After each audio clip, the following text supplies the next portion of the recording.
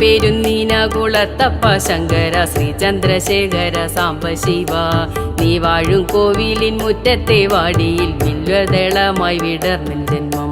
ശംഭോ മഹാദേവ ഗംഗാ മനോഹര കൈലാസനാഥ വണങ്ങിടുന്നേ സംഹാര താണ്ഡവ മൃത്യുഞ്ജയ ശിവ നർത്തന സുന്ദര പാഹി പാഹി. ഉത്സവങ്ങളും ആഘോഷങ്ങളും പൂരങ്ങളും ക്ഷേത്രങ്ങളുമായി ബന്ധപ്പെട്ട ആചാരങ്ങളും അനുഷ്ഠാനങ്ങളും എല്ലാം ജനജീവിതത്തെ ഏറ്റവും ഗുണകരമാക്കുവാൻ വേണ്ടി കൂടിയുള്ളതാണ്. അത് കേവലം ഒരു ഫെസ്റ്റീവ് മൂഡുള്ള ആർഭാടങ്ങളും അലങ്കാരങ്ങളും നിറഞ്ഞ ആഘോഷവേള മാത്രമല്ല.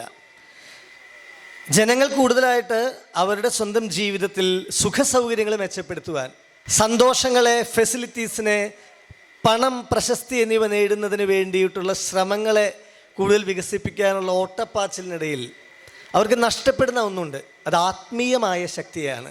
സ്പിരിച്വൽ സ്ട്രെങ്ത് എന്ന് പറയും. ഒരുപാട് പണം സമ്പാദിച്ച് ഒരുപാട് വെട്ടിപ്പിടിച്ച് നേടി എന്നൊക്കെ അഹങ്കരിച്ച് ജീവിതത്തിലെ ഒരു ഘട്ടം കഴിഞ്ഞ് തിരിഞ്ഞു നോക്കുമ്പോൾ ആത്മീയമായിട്ടുള്ള ഒരു പുരോഗതി, ആധ്യാത്മികമായിട്ടുള്ള ഒരു ശ്രേയസ് സ്വന്തമാക്കാൻ സാധിച്ചില്ല എന്നതിൽ നഷ്ടബോധത്തോടുകൂടി ജീവിക്കുന്ന ഒരുപാട് പേരുണ്ട് നമുക്ക് ചുറ്റും. അവിടെയാണ് ക്ഷേത്രങ്ങളുടെ പ്രസക്തി. ക്ഷേത്രമെന്നാൽ ക്ഷയാത് ത്രായത്തെ ഇതി ക്ഷേത്ര. ആധ്യാത്മികമായിട്ടുള്ള ആത്മീയമായിട്ടുള്ള അറിവില്ലാത്തത് കൊണ്ടുണ്ടാകുന്ന ജീവിതത്തിലെ അപചയം, ജീർണത, ക്ഷയം, അതിൽ നിന്നും ത്രാണനം ചെയ്യുന്നതെന്തോ, അതിൽ നിന്നും രക്ഷ നൽകുന്നതെന്തോ അതാണ് ക്ഷേത്രം. അത്തരത്തിൽ പെരുന്നിനാകുളം ശിവക്ഷേത്രം ഇവിടെ ഈ തൃപ്പൂണിത്തുറ ദേശത്ത് വളരെ മാതൃകാപരമായിട്ടുള്ള പ്രവർത്തനമാണ് കാഴ്ചവെക്കുന്നത്. ഞാൻ ഏകദേശം 5 വർഷം മുൻപാണ് ഈ നാട്ടിലെത്തുന്നത്. ഞാൻ വിവാഹം കഴിച്ചിരിക്കുന്നത് ഇവിടെ തൊട്ടടുത്ത് ശ്രീലക്ഷ്മിയെയാണ്. ഞാൻ ആദ്യമായി ഈ നാട്ടിലേക്ക്, ഈ വഴിയിലേക്ക്, അവരുടെ വീട്ടിലേക്ക് വരുമ്പോൾ കാണുന്ന, എൻ്റെ മനസ്സിന് ഏറ്റവും സന്തോഷം നൽകിയിട്ടുള്ള ചൈതന്യധന്യമായിട്ടുള്ളൊരു കാഴ്ച ഈ ക്ഷേത്രത്തിൻ്റെ കാഴ്ച തന്നെയാണ്. ഞാൻ വളരെ സന്തോഷിച്ചു. കാരണം ഞാൻ ജീവിക്കുന്ന തൃശ്ശൂർ ജില്ലയിൽ കോടന്നൂർ എന്നൊരു ഗ്രാമപ്രദേശമാണ്. അവിടെ പനംകുറ്റി ശിവക്ഷേത്രം, കോടന്നൂർ ശാസ്താക്ഷേത്രം എന്നീ അമ്പലങ്ങൾ തൊട്ടടുത്തുണ്ട്. ചെറുപ്പം മുതലേ ആ ക്ഷേത്രത്തിലെ വിശേഷങ്ങളൊക്കെയായി ബന്ധപ്പെട്ട് അവിടുത്തെ ഭജനയും അവിടുത്തെ ഉത്സവങ്ങളൊക്കെയായി ബന്ധപ്പെട്ടാണ് എൻ്റെ ജീവിതം. അപ്പം ഞാൻ വിവാഹം കഴിക്കുന്ന ഒരു നാട്ടിലേക്ക് എത്തിയപ്പോൾ വീടിന് തൊട്ടടുത്തായിട്ട് ഇതാ ഒരു ശിവക്ഷേത്രം. ഞാൻ പിന്നീട് ഇങ്ങോട്ട് ഈ ക്ഷേത്രത്തിലെ വിവിധ വിശേഷങ്ങൾക്ക് സാക്ഷിയായിട്ടുണ്ട്. ഇവിടെ മീനമാസത്തിലെ ഉത്സവാഘോഷം മുതൽ ശിവരാത്രി ആഘോഷവും നവരാത്രിയും സപ്താഹവും ഉൾപ്പെടെ തിരുവാതിര ഉൾപ്പെടെയുള്ള ആഘോഷവേളകളെ അതിമനോഹരമായിട്ടാണ് ആചരിച്ചു വരുന്നത്.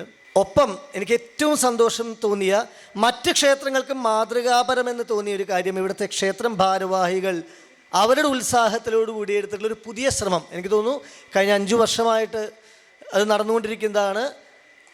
ഇവിടെ നിന്നും തീർത്ഥാടനങ്ങൾ പോവുക, ഇവിടെ നിന്നും ക്ഷേത്ര ദർശനത്തിനായി ഈ ക്ഷേത്രത്തോട് ചേർന്നിട്ടുള്ള വിശ്വാസികളെ കൂട്ടുചേർത്തുകൊണ്ട് അവർക്ക് വിവിധ ക്ഷേത്രങ്ങൾ കാണുവാനുള്ള അവസരം എടുക്കുക, അതിനൊരു ഇനീഷ്യേറ്റീവ് എടുക്കുക എന്നതിൽ ഈ അമ്പലം, ഇവിടുത്തെ കമ്മിറ്റിയിലുള്ളവർ അവരെടുക്കുന്നൊരു മുൻകൈ വളരെ അധികം അഭിനന്ദനീയമാണ്, വലിയ കാര്യമാണ്. കാരണം ക്ഷേത്രം എന്നാൽ വിദ്യാലയമാണ്, ആതുരാലയമാണ്, തീർത്ഥാടന കേന്ദ്രമാണ്. അതായത് നമ്മൾ പഠിക്കാനായിട്ടൊരു ഇൻസ്റ്റിറ്റ്യൂഷനിൽ പോകുന്നു, നമ്മൾ അസുഖങ്ങൾ മാറാനായിട്ട് ഹോസ്പിറ്റലിൽ പോകുന്നു, നമ്മൾ ഒഴിവു സമയങ്ങൾ ആസ്വദിക്കാനായിട്ട് ടൂറിസ്റ്റ് പ്ലേസുകളിൽ പോകുന്നു. ഇതിൻ്റെ എല്ലാം ഏറ്റവും ശ്രേഷ്ഠമായിട്ടുള്ള ഇടമാണ് ക്ഷേത്രം. നമുക്ക് ഒരുപാട് പഠിക്കാനുണ്ട് ക്ഷേത്രം എന്ന വിദ്യാലയത്തിൽ നിന്ന്. നമ്മുടെ അസുഖങ്ങൾ മാറ്റുവാനുള്ള മാനസികവും ശാരീരികവുമായിട്ടുള്ള ആരോഗ്യത്തെ നമുക്ക് കൈവരിക്കുവാൻ ഉതകുന്നതാണ് ക്ഷേത്രങ്ങൾ. നമുക്ക് കാണാവുന്ന ഏറ്റവും നല്ല വാസ്തുശില്പ വിദ്യകളടക്കമുള്ള ഏറ്റവും നല്ല കാഴ്ച ബിംബങ്ങളുള്ള ഇടങ്ങളാണ് ക്ഷേത്രങ്ങൾ. അപ്പോൾ വിവിധ ദേശങ്ങളിലുള്ള പ്രശസ്തമായിട്ടുള്ള ക്ഷേത്രങ്ങളിലേക്ക് ഇവിടെ നിന്നുമുള്ള ആളുകളെ കൊണ്ടുപോകുന്നത്, അതിലൊരു ഒത്തുചേരലുണ്ട്. പുതിയ കാലത്തിൽ ഒറ്റപ്പെടലിലേക്ക് ആളുകൾ സ്വന്തം സ്വാർത്ഥ സുഖങ്ങളിലേക്ക് വഴിമാറി മറ്റുള്ളവരെ കാണുവാൻ, പരസ്പരം ഒന്ന് ബഹുമാനിക്കുവാൻ, സംസാരിക്കുവാൻ, ഒന്നിച്ച് യാത്ര ചെയ്യുവാൻ, കൂട്ടം കൂടിയിരിക്കുവാൻ പോലും പറ്റാത്ത വിധത്തിലുള്ള ജീവിത വേഗതയിൽ സഞ്ചരിക്കുമ്പോൾ അവരുടെ സമയത്തിന് ഇത്തരം പോസിറ്റീവായിട്ടുള്ള, പ്ലസൻ്റ് ആയിട്ടുള്ള, പവർഫുൾ ആയിട്ടുള്ള കാര്യങ്ങളിലേക്ക് കോർഡിനേറ്റ് ചെയ്യുക എന്നത് വലിയ കാര്യമാണ്.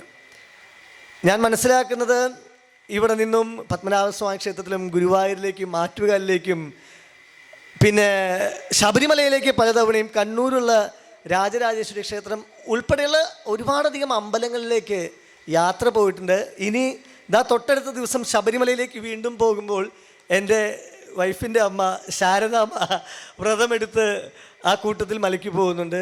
അപ്പോൾ അത്തരത്തിലുള്ള ശ്രമങ്ങളെ വളരെയധികം അഭിനന്ദിക്കുന്നു.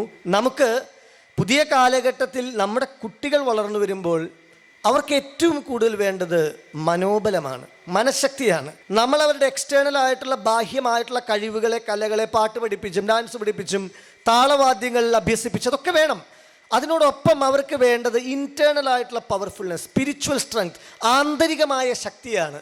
അത് കൈവരിക്കുവാൻ അവർക്ക് സാധിക്കുന്ന പ്രഥമ വിദ്യാലയമാണ് ക്ഷേത്രങ്ങൾ. പക്ഷേ നിർഭാഗ്യവശാൽ നോക്കൂ, നമ്മുടെ കുട്ടികൾക്ക് ഒരുപക്ഷെ പുതിയ തലമുറയ്ക്ക് അവർ ഈ മൊബൈൽ ഫോണിലൂടെയും ടെലിവിഷനിലൂടെയും കാണുന്ന മായിക കാഴ്ചകൾക്കപ്പുറം നമ്മുടെ പുരാണങ്ങൾ, ഇതിഹാസങ്ങൾ, നമ്മുടെ ഭക്തി നിർഭരമായിട്ടുള്ള ചരിത്രത്തെ പഠിക്കുവാൻ എത്രത്തോളം സാധിക്കുന്നുണ്ട്?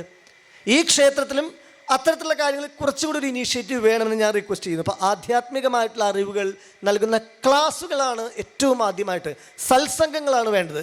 ഞാനൊരു ഉദാഹരണം പറയാം. ഇപ്പോൾ ശിവരാത്രി കഴിഞ്ഞല്ലോ.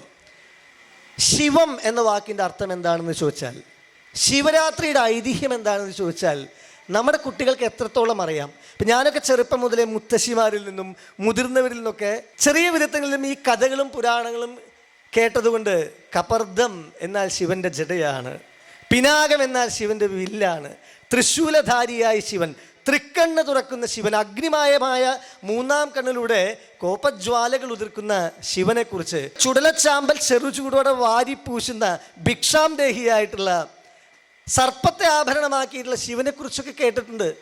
ദക്ഷയാഗത്തെക്കുറിച്ച്, പാലാഴി മഥനത്തെക്കുറിച്ച്, കാളകൂട വിഷത്തെക്കുറിച്ച്. പാലാഴി മഥനം നടത്തുമ്പോൾ കാളകൂട വിഷം കഴിക്കുവാൻ, ലോകരക്ഷ ചെയ്യുവാൻ ശ്രമിച്ച ശിവന്റെ കണ്ഠത്തിൽ പാർവതി അമർത്തി പിടിച്ചതുകൊണ്ടാണ് നീലകണ്ഠൻ എന്ന പേര് വന്നതെന്നും, ആ ദിവസം പ്രാർത്ഥനയോടെ ഉപാസനയോടെ പാർവതിയും തൊഴിമാരും കഴിഞ്ഞതുകൊണ്ടാണ് ശിവരാത്രി ആചരിക്കുന്നത് എന്നുമുള്ള ചരിത്രമോ ഐതിഹ്യമോ അറിയാതെയാണ് നമ്മൾ പലരും, എല്ലാവരും നല്ല ഞാൻ പറയുന്നത്, പലരും ആഘോഷിക്കുകയാണ്. ശിവരാത്രി ദിവസം ഗാനമേളയുണ്ട്, അത് കാണാൻ പോവുക. അത് ചിലപ്പോൾ സിനിമാറ്റിക് ഡാൻസിനാവും. നല്ല കലാരൂപങ്ങളാണ്, അതിൻ്റെ ഒന്നും കുഴപ്പമില്ല. ആധ്യാത്മികമായിട്ടുള്ള സത്സംഗങ്ങളിൽ നിന്ന് ആരംഭിക്കണം പുതിയ ബാല്യകൗമാരങ്ങളുടെ യുവത്വത്തിൻ്റെ ക്ഷേത്രവുമായിട്ടുള്ള ബന്ധവും അവർ സ്വയം കൈവരിക്കേണ്ടതായിട്ടുള്ള ആന്തരികമായിട്ടുള്ള സ്പിരിച്വലായിട്ടുള്ള ശക്തിയുടെയും തുടക്കം. അത്തരത്തിലുള്ള ഈ ക്ഷേത്രത്തിന് പുതിയ ശ്രമങ്ങൾക്ക് എനിക്കും സാധിക്കുന്ന വിധത്തിൽ ഞാനും കൂടെ ഉണ്ടാകാം എന്ന് ഈ അവസരത്തിൽ പറയുന്നു. മീനത്തിൽ ഉത്രട്ടാതിക്ക് കൊടിയേറി 8ാം നാൾ ആറാട്ടും ഉത്സവവും തീർത്ഥജലത്തിൽ കുടികൊള്ളുന്ന സ്വയംഭുവായ കീർത്തിയേറും കലാധരനെ നമിക്കുന്നു എന്ന് ഞാനൊരിക്കൽ ഈ ക്ഷേത്രത്തെക്കുറിച്ച് ഒരു പാട്ട് എഴുതി. അമ്മ ശാരദാമ്മ പാടിയ ഒരു ആൽബം, അത് യൂട്യൂബിലുണ്ട്. ഈ ക്ഷേത്രവുമായിട്ടുള്ള ബന്ധം, ഈ ക്ഷേത്രവുമായിട്ടുള്ള അടുപ്പം ഇനിയും തുടരാൻ സാധിക്കട്ടെ എന്നും, ഈ ക്ഷേത്രത്തിൻ്റെ പ്രശസ്തി ലോകം മുഴുവൻ വർദ്ധിക്കട്ടെ എന്നും ഇവിടെയുള്ള എല്ലാ നാട്ടുകാർക്കും, ഒപ്പം സമാദരണ സദസ്സിൽ ഈ ക്ഷേത്രത്തിൻ്റെ അഭിവൃദ്ധിക്ക് വേണ്ടി, പുരോഗതിക്ക് വേണ്ടി പിന്നിട്ട നാളുകളിൽ പ്രയത്നിച്ചവർ, പ്രതീക്ഷയോടുകൂടി പ്രാർത്ഥിച്ചവർ, മൺമറഞ്ഞു പോയവർ, ഇപ്പോഴും ജീവിച്ചിരിക്കുന്നവർ, അവരുടെ എല്ലാവരുടെയും ശ്രമങ്ങളെ വളരെയധികം ബഹുമാനിച്ചുകൊണ്ട് വാക്കുകൾ ചുരുക്കുന്നു. നന്ദി, നമസ്കാരം. മീനത്തിൽ ഉത്രട്ടാതിക്കു കൊടി കേറി 8ാം നാൾ ആറാട്ടും ഉത്സവവും തീർത്ഥജലത്തിൽ സ്വയംഭുവായി വാഴുന്ന കീർത്തിയേറിയിടും കലാധരൻ നീ. ശംഭോ മഹാദേവ ഗംഗാ മനോഹര കൈലാസനാഥ വണങ്ങിടുന്നേ. സംഹാര താണ്ഡവ മൃത്യുഞ്ജയ ശിവ നർത്തന സുന്ദര പാഹി പാഹി.